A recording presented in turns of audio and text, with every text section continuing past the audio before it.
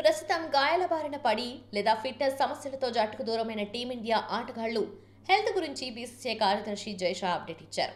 సదరు ఆటగాళ్ల పరిస్థితి ఏంటి, ఎప్పుడు అందుబాటులోకి వస్తారు వంటి వివరాలను వెల్లడించారు.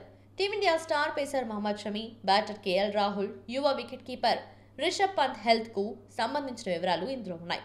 జైషా ప్రకారం ఇటీవలే కుడికాలికి సర్జరీ చేయించుకున్న స్టార్ పేసర్ మహమ్మద్ షమి ఇప్పట్లో మైదానంలో కనిపించే అవకాశం లేదు.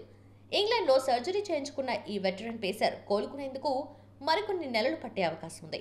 ఈ ఏడాది సెప్టెంబర్లో భారత్, బంగ్లాదేశ్ల మధ్య జరిగే టెస్ట్ సిరీస్ నాటికి షమి అందుబాటులోకి వస్తాడని జైషా వెల్లడించారు. దీంతో ఐపీఎల్తో పాటు కీలకమైన టీ20 ప్రపంచ కప్కి కూడా ఈ పేసర్ దూరమయ్యాడు. వన్డే ప్రపంచ కప్లో షమి అద్భుత ప్రదర్శన చేశాడు. ప్రత్యర్థి బ్యాటర్లను బెంబేలెత్తిస్తూ వికెట్ల పండుగ చేసుకున్నారు. అయితే జట్టు కోసం గాయంతోనే మ్యాచ్ను ఆడాడు. దీంతో తీవ్రత పెరిగి ఆపరేషన్ చేయించుకోవాల్సి వచ్చింది. ఈ మెగా టోర్నీ తర్వాత షమి మళ్లీ గ్రౌండ్లో కనిపించలేదు. అటు వెన్ను సమస్య కారణంగా ఇంగ్లాండ్తో సిరీస్లో చివరి 4 టెస్టులకు కేఎల్ రాహుల్ దూరమయ్యాడు. తొలుత గాయం చిన్నది అని భావించిన తర్వాత సిరీస్ మొత్తం నుంచి తప్పించారు. ఈ నేపథ్యంలో కేఎల్ రాహుల్ ప్రస్తుతం కోలుకుంటున్నాడని జైషా తెలిపారు. ఐపీఎల్ ప్రారంభం నాటికి పూర్తి ఫిట్నెస్ సాధిస్తాడని తెలిపారు. ఇక రోడ్డు ప్రమాదంతో 2022 డిసెంబర్లో తీవ్రంగా గాయపడిన రిషబ్ పంత్ ప్రస్తుతం పూర్తిగా కోలుకున్నాడని జైషా తెలిపారు. మునుపటిలా బ్యాటింగ్, కీపింగ్ చేస్తున్నాడని చెప్పుకొచ్చారు.